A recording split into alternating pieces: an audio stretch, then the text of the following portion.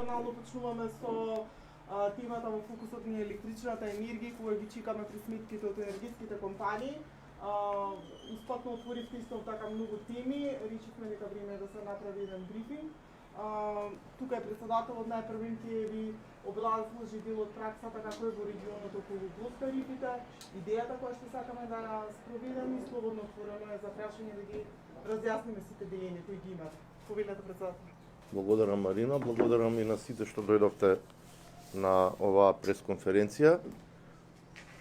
Значи, ова е првична пресконференција. Во следниот период ќе се гледаме постојано и регулаторната комисија за енергетика ќе ви известува за сите прашања низ една транспарентна процедура, се со цел граѓаните да добијат вистинска слика за во која насока ќе се движат измените на тарифниот систем. Значи, овие се најголеми измени на тарифниот систем во независна Македонија. Она што е сигурно е дека ќе се воведат блок тарифи. Во овој момент ги правиме во соработка со електротехничкиот и машинскиот факултет. Последните анализи дали да има 3 или 4 блок тарифи. При тоа, исто така уште една работа е сигурна и може од сега да ја кажеме, блок тарифите нема да важат за ефтината струја. Значи, за ефтина тарифа потрошувачката ќе биде неограничена и нема да постојат блокови. Искуствата во регионот ни покажуваат дека ние ќе бидеме прва таква земја која што ќе примени блокови само за скапа тарифа, бидејќи сметаме дека ефтината тарифа треба да остане без никакви ограничувања и домаќинствата да ја користат, бидејќи тоа му одговара и нашиот електроенергетски систем, имајќи во предвид дека во одредени периоди од годината, во ноќните часови, заради термопроизводството на регулираниот пазар, имаме и вишоци на електрична енергија. Значи, тоа е првата сигурна работа, нема воведување на блокови за ефтината тарифа.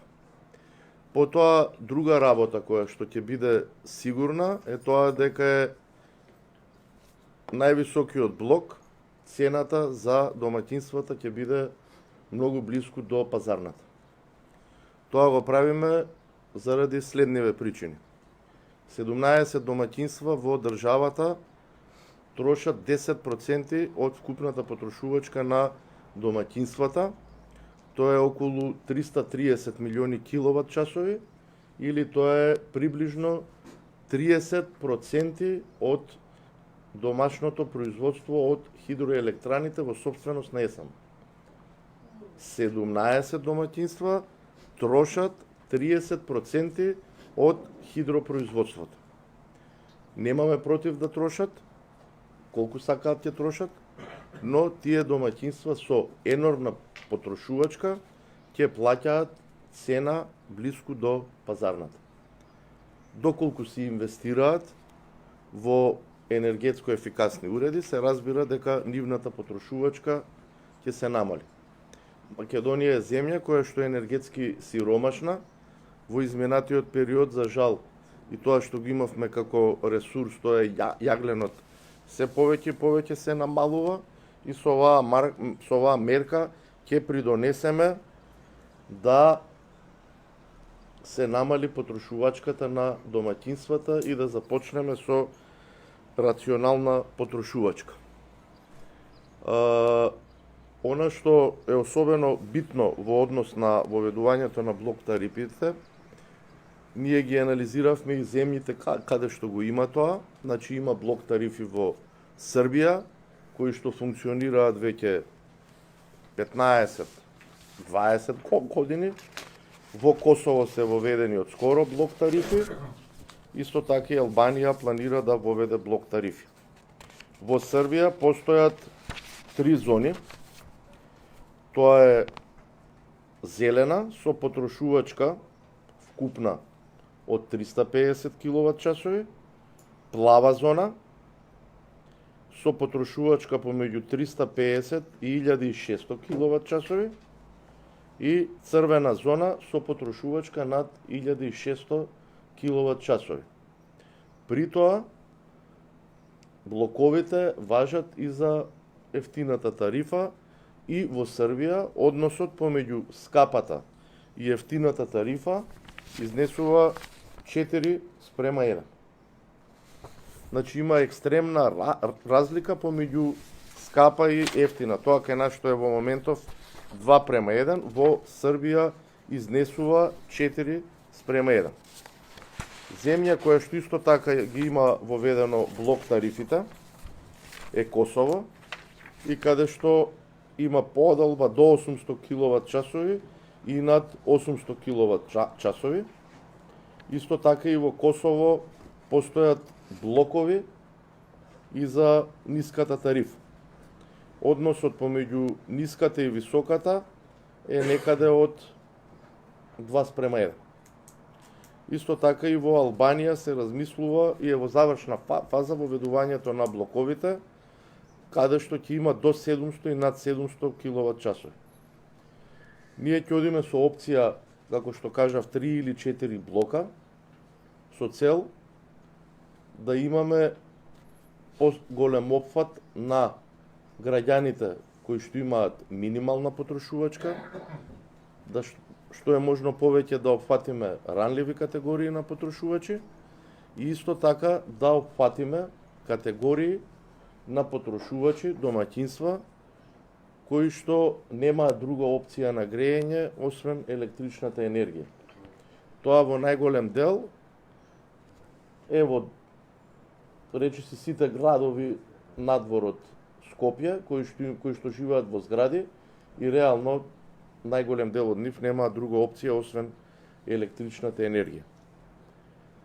И понатака, како што кажав, последниот блок или предпоследните два блока ќе бидат со далеку повисоки цени од колку што е оваја една вообичаена потрошувачка за домаќинството.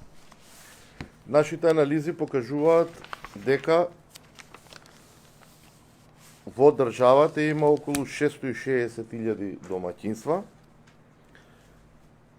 и тоа имаме домаќинства со потрошувачка од 0 до 100 киловат часови, 21,49%, и тие се најбројни. Од 100 до 200 киловат часови имаме 14,4%, од 200 до 300 киловат часови имаме 14,86%, од 300 до 400 имаме 12,78%, од 400 до 500 имаме 9,68%, од 500 до 1000 има 19,81% и над 1000 киловат часови е приближно 7%. Просечна потрошувачка на домаќинство во државата вкупна изнесува на месечно ниво 410 киловат часови. И при тоа некаде со тие односи што ги имаме, 53% се во скапа тарифа, а 47% се во ефтина тарифа. Во изминатиот период, со помош на електротехничкиот и машинскиот факултет, се прават многу подлабоки анализи за структурата на потрошувачката кај домаќинствата со една единствена цел да имаме што е можно појасна слика со цел опфатот и поделбата на блоковите да биде праведен, да обезбеди социјална правда и со една цел да ја намалиме како држава енергетската сиромаштија. Во изминатите 4 месеци по носењето на одлуката за цената на електричната енергија во декември, со која што беше предвидено 100% од потребите да бидат обезбедени од страна на ЕСАМ. ЕСМ во целост ги исполни своите обврски кон Евана Хоум. За жал се појави група на потрошувачи кои што вклучуваат и општини во државата, кои што, да речам, на еден многу спорен начин од отворен пазар се вратија на регулираниот пазар. Овој некоректен однос за првите 4 месеци чини 30 милиони евра. Тие 30 милиони евра се 9% од регулираниот максимален приход кој што го определи Регулаторната комисија за енергетика.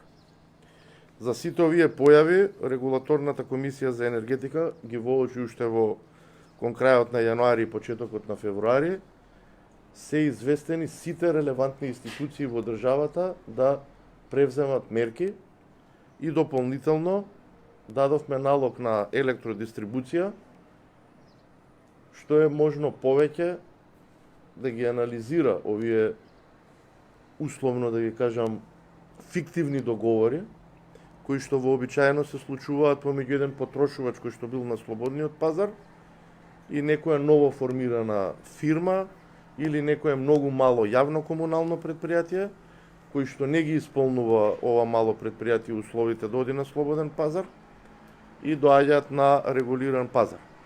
Така да придобивката што треба да биде за домаќинствата со овој некоректен однос е сериозно нарушена, но верувам дека во наредниот период оваа пракса ќе престане, бидејќи цената на ЕСМ од 41 евро за мегават час, која што е сосема јасно дека му прави загуби на ЕСМ, беше наменета пред се за домаќинствата, а не за компании кои што прават сериозни дисторзии на регулираниот пазар на електрична енергија.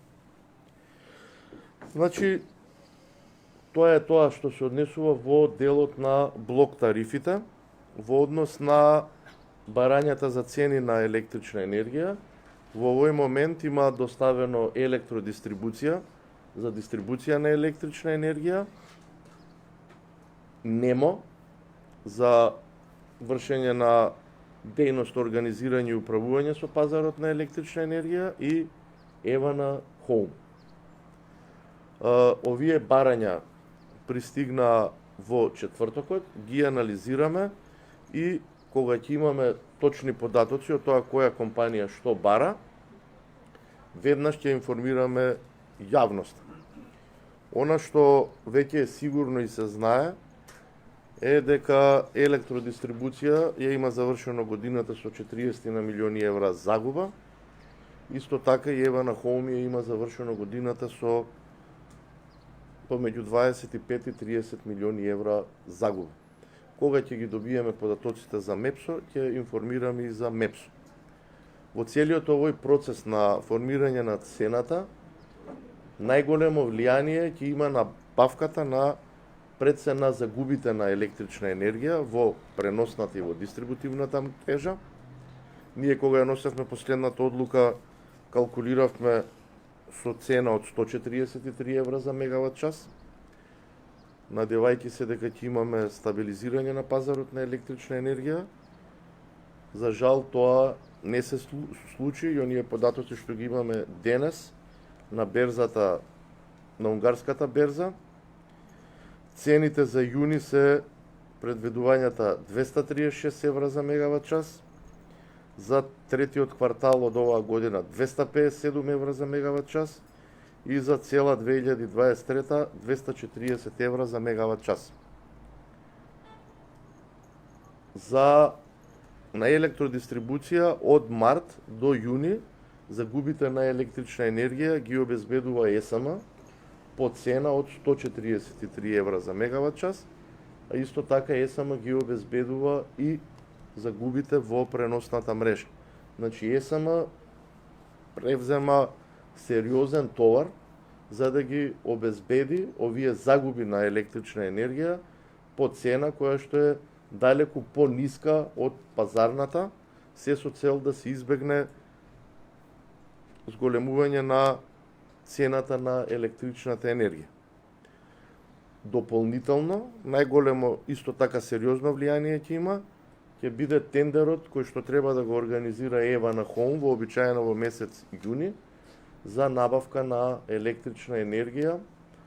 Вообичаено на овој тендер се јавува ЕСМ и за првите 6 месеци цената по која што ја обезбедува оваа електрична енергија е 41 евро, што е 6 пати по-ниску од реалната пазарна цена. Значи сега ќе дојдеме во еден период кога ќе има разни шпекулации, разни нагаѓања. Ние додека не ги направиме конечните пресметки, нема да лицитираме со бројки. За сите наши постапки навремено ќе ве информираме и дополнително сите шпекулации понатака нема да ги коментираме. Времето секогаш ќе покаже кој бил во право, кој не бил во право. Кога ја носевме одлуката во декември, од октомври до декември, бевме соочени со разни шпекулации дека ќе има рестрикции, дека ќе има драстични зголемувања на цената на електричната енергија за домаќинствата. Денеска сме 16 мај, рестрикции немаше во грејната сезона, имаше едно поскапување од 9,48%. Во однос на случувањата со цените на електричната енергија, не само на регионалната берза, туку и на останатите европски берзи, не сум оптимист дека ќе има намалување на цените под 200 евра за мегават час и тоа ќе прави сериозен притисок и на македонските компании кои што се на слободниот пазар на електрична енергија. Она што треба да се прави и веќе се прави е апсолутно да се зголемува домашното производство на електрична енергија од ЕСМ и тие сигнали веќе за овие 4 месеци ги имаме и ќе биде за околу 10 до 15% повисоко од колку што беше во минатата година. Дополнително, голем број на македонски компании кои што имаат можност поставуваат фотоволтаици на своите кровови и со тоа си заштедуваат трошоците за електрична енергија и според тие сознанија ние што ги имаме, они имаат трошоци сега како што имале во едни мирни временски услови. До сега имаме издадено или почнати се постапки за издавање од околу 32-3 мегавата, што е на ниво на на Света Петка, последна хидроелектрана која што била направена со државни пари. Исто така очекуваме дека до јули, во текот на јули и на август, компаниите кои што овој број да се удвостручи и да имаме некаде за 7-8 месеци помеѓу 60 и 70 мегавати ново изградени фотоволтаични електрани кои што ќе ја релаксираат ситуацијата со цената на електричната енергија на слободниот пазар. Јас сега и би ве замолил во наредниот период да не подлегнувате вие на шпекулации. Ние сме тука во секој момент да ви одговориме на сите ваши прашања. Така да, како и досега, така и понатака, нашата институција ќе биде апсолутно отворена, имајќи во предвид дека правиме најголема тарифна реформа во последните 30 на години. Имаме тарифен систем кој што се базира на тарифниот систем од 1982. Ќе направиме и дополнителни анализи кои секако категории влегуваат како домаќинства. Така да за секое прашање и за секоја тема сме отворени за целосна соработка. Колеги, повелата прашање дали имате? Будов на пресметките на МЕПСО дека не се постигнати, меѓутоа податокот дека 5 фирми му должат 19 милиони евра на МЕПСО за печење на струјата, дали овие долгови на МЕПСО ќе влезат во пресметка? МЕПСО тие долгови ги репрограмираше врз основа на уредбата за кризна состојба и тие долгови регулаторната комисија за енергетика нема да ги земе во пресметката поради тоа што МЕПСО isфактурирал одреден трошок за оваа балансна енергија и тој трошок ние ќе го признаеме во целост како што бил. Значи на тие снабдувачи со електрична енергија на кои што им се поделени со рати, ќе сметаме како да нема поделба на рати и така ќе ги анализираме. Значи тие трошоци нема да ги признаеме во таа ненаплата, нема да ја признаеме ниту 1%. За блок тарифите дали ќе бидат преку цела година исти или ќе има разлика летно и зимско време, пошто многу народ се грее на струја? Значи ги правиме и тие анализи и она што размислуваме како идеја, можеби блок тарифите ќе бидат исти, но начинот на определување на цената ќе може регулаторната комисија за енергетика повеќе пати во текот на годината да ја коригира цената со цената на електричната енергија, се со цел да земеме во предвид дека ќе имаме различна структура на потрошувачки. Инаку технички ќе биде неможно постојано да се менуваат тие големината на блок тарифите, но ќе дадеме можност повеќе пати во текот на годината да определуваме цената на електричната енергија. Како ќе знаат доведените во која тарифа се? Значи ќе важат, ова е исто така ова е една сигурна работа. Ќе важат само за висока тарифа и со цел да ги избегнеме сите проблеми во однос на отчитувањето, ние оваа потрошувачка во висока тарифа ќе ја сведеме на дневно ниво. Значи, ако е просечна потрошувачка, да речеме 10 киловат-часа на ден, читањето, бидејќи може да биде различно, 25 до 35 дена, доколку кај вас е отчитувањето по 25 дена, во првиот блок би биле 250 киловат-часови, доколку е 35 дена, се гарантирани 350 киловат-часови, со цел да ги избегнеме шпекулациите од типот намерно не ми прочитаа за да влезам во повисок блок, од токму од овие причини се ќе сведеме на дневно ниво, се со цел граѓаните да бидат сигурни дека тоа што им припаѓа, тоа и ќе го добијат. Што доколку во различни нивоа е, например, овој месец е во едно ниво, наредниот во друго ниво. Значи но ќе сите блокови ќе важат за сите. И за тој што троши најмногу му е гарантиран првиот блок и вториот, а третиот ќе си биде. Значи од тој аспект блок тарифите ќе важат за сите граѓани во државата. Значи и некој ако потрошил да речеме 3000 киловат-часови, првиот, вториот и третиот блок ќе се ги добие по цени за прв, втори и трет блок. Нема да биде ако е потрошувачката 3000 киловат-часа, 3000 цела потрошувачка да се тарифира по последниот блок. Така да од тој аспект ќе бидеме, тоа е уставен, да не се доведуваме во опасност целиот процес да пропадне пред Уставниот суд.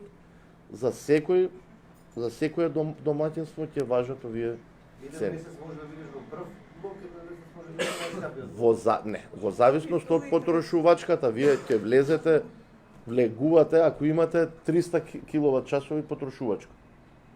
А првиот блок е 250. 250 ќе ви бидат по прв блок, разликата ќе биде по вториот блок. Како се менува, така да... А дали имате податок колку е просечна потрошувачка на семејство, да кажем, 4-члено што се грее на струја? Па во зависност од начинот на греењето, овие анализи сега што ги правиме, бидејќи таму има и различни видови на греење. Тие што се со панели се околу 1100-1200 киловат-часови, со инвертори се околу 800-850, во зависност и од изолацијата која што имаат. Така да ние ќе гледаме и овие категории на домаќинства да ни бидат опфатени, бидејќи едноставно треба да имаме разбирање, бидејќи нема друг начин на греење со освен електрична енергија. Значи првиот и вториот блок и третиот ќе важат за сите. Така да нема да биде проблем. Што се овие што трошат од 0 до 100 киловати, 27,4% што се. Тие што трошат 0%, Па, 0 киловати. правиме анализи и за тоа.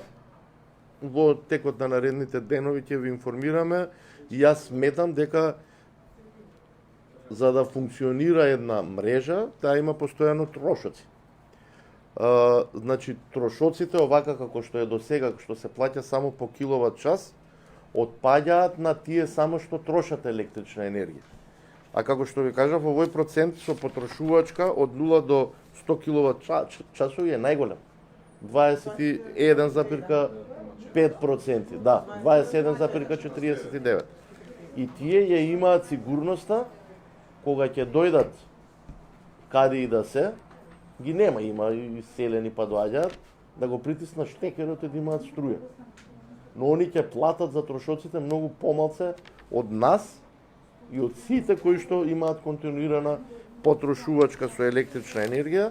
Бараме и соодветен начин како да го решиме овој проблем, бидејќи во голем дел земји членки на Европската Унија постојат најразноразни механизми, но најбројни се тие за постоење на еден одреден фиксен надоместок, кој што го плаќаат сите и за сметка на тој фиксен надоместок, цената на електричната енергија, тие што трошат константно, ќе им биде намалена. Но треба да се знае дека не може товарот да го превземат само тие што трошат електрична енергија континуирано, без разлика колку е, бидејќи секој оваа таа мрежа се одржува и не се прашува дали некој живее или не живее и секој треба да учествува рамномерно. Односно општините, бидејќи претпоставувам за нив е тоа дека формираат јавни предпријатија за личното осветување на универзален снабдувач. Да. Колку општини за сега имаат направено тоа и од СЕЛС барањето, мислам дека е веќе Министерство за економија постигнато не само личното осветување, туку и средните и основните школи, да им се овозможи во следниот период да бидат прифалени универзален снабдувач. Значи имаме податоци за општините и тие податоци ќе биде најдобро да ви ги дадат и самите општини знаат кои го направиле тоа или пак да ви ги дадат од електродистрибуција. Регулаторната комисија за енергетика не е место од кај што ќе излезат овие податоци, бидејќи не се наши тие податоци. Инаку ние треба сега да кажеме, можеме да кажеме за сите во државата да имаат цена на домаќинство. Но тоа ќе значи енормно зголемување на трошоците кои што треба да се субвенционираат од буџетот и во најголем дел и основните и средните училишта добиваат дотации од државата, така да тие трошоци тие паѓаат на буџетот на државата. Инаку можеме да кажуваме сега ајде јавните комунални претпријатија да имаат повластена цена и сите да имаат повластена цена, ама да кажеме тогаш јасно и гласно дека цената на домаќинствата драстично ќе се зголеми. Така да си добиваат основните и средните училишта дотации од страна на државниот буџет. И дополнително треба да се знае дека крадинките во државата имаат цена на домаќинство. Дали е праведно или не е праведно, тоа е посебна тема. И уште едно прашање имам околу МЕПС, за да не се доведеме до ситуација како лани, кога општини не користеа МЕПС за да не обезбедитуја, дали ќе се смени нешто во правилникот, бидејќи имаат банкарски гаранции и капиталот од 10.000 евра прават по 30 милиони евра толк поради обезбедување струја. Дали тука ќе се смени нешто во тој дел, затоа што пак ќе дојде МЕПС во ситуација да биде во загуби со околу 50 милиона како лани? Значи, од некаде од јануари, ситуацијата во однос на дебалансите кои што ги прават снабдувачите е целосно нормализирана и нема големи отстапувања.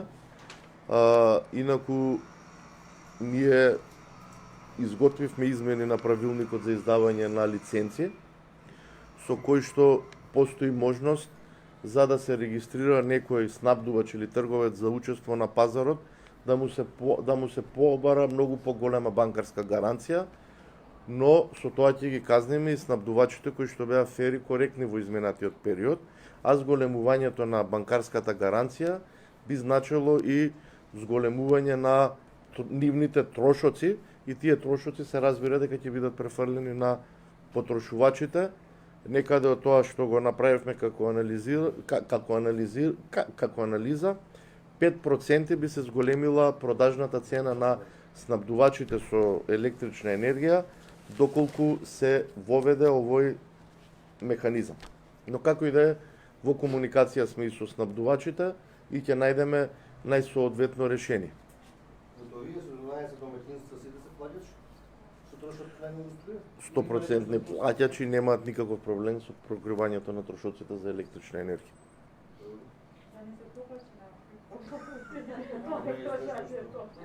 Не, така е.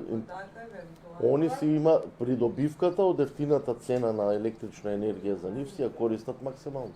Немаат проблем да си платат за електрична енергија. Кој како ги прими? Колеги, тоа се, ви благодарам многу на присуството, се гледаме набрзо.